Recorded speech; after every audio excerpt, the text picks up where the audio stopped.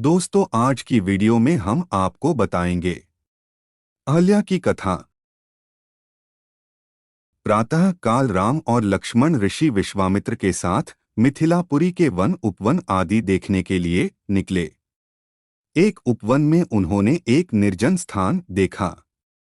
राम बोले, गुरुदेव, यह स्थान देखने में तो आश्रम जैसा दिखाई देता है, किंतु क्या कारण है कि यहाँ कोई ऋषि या मुनि दृष्टिगोचर नहीं हो रहे हैं? इस पर विश्वामित्र जी ने कहा, यह स्थान कभी महात्मा गौतम का आश्रम था। वे अपनी पत्नी अहल्या के साथ यहाँ रहकर तपस्या करते थे।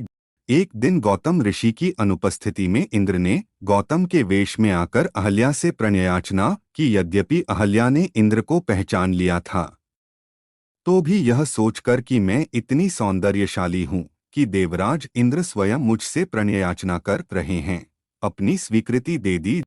जब इंद्र अपने लोक लौट रहे थे, तभी अपने आश्रम को वापस आते हुए गौतम ऋषि की दृष्टि इंद्र पर पड़ी। उस समय इंद्र उन्हीं का वेश धारण किए हुए था। तत्काल वे सब कुछ समझ गए और उन्होंने इंद्र को शाप दे दिया। इसके बाद उन्होंने अपनी पत्नी को शाप दिया कि रे दुराचारिणी, तू हजारों वर्ष तक केवल हवा पीकर कष्ट उठाती हुई यहाँ राख में पड़ी रहे। जब राम इस वन में प्रवेश करेंगे, तभी उनकी कृपा से तेरा उद्धार होगा। तभी तू अपना पूर्व शरीर धारण करके मेरे।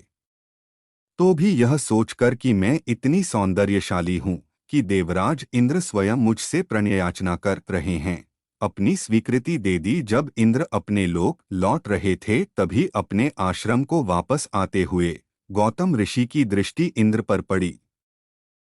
यह कहकर गौतम ऋषि इस आश्रम को छोड़कर हिमालय पर जाकर तपस्या करने चले गए।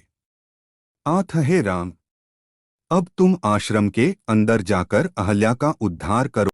विश्वामित्र जी की आज्ञा पाकर वे दोनों भाई आश्रम के भीतर प्रविष्ट हुए।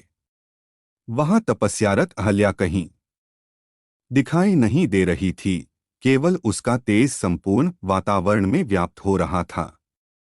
जब अहल्या की दृष्टि राम पर पड़ी, तो उनके पवित्र दर्शन पाकर वह एक बार फिर सुंदर नारी के रूप में दिखाई देने लगी। नारी रूप में अहल्या को सम्मुख पाकर राम और लक्ष्मण ने श्रद्धापूर्वक उनके चरण स्पर्श किए। तत्पश्चात उससे उचित आदर सत्कार ग्रहण कर वे मुनिराज के साथ पुनः मिथिलापुरी को लौट आए। धन्यवाद। इस वीडियो को लाइक करें और शेयर करें और चैनल को सब्सक्राइब करें।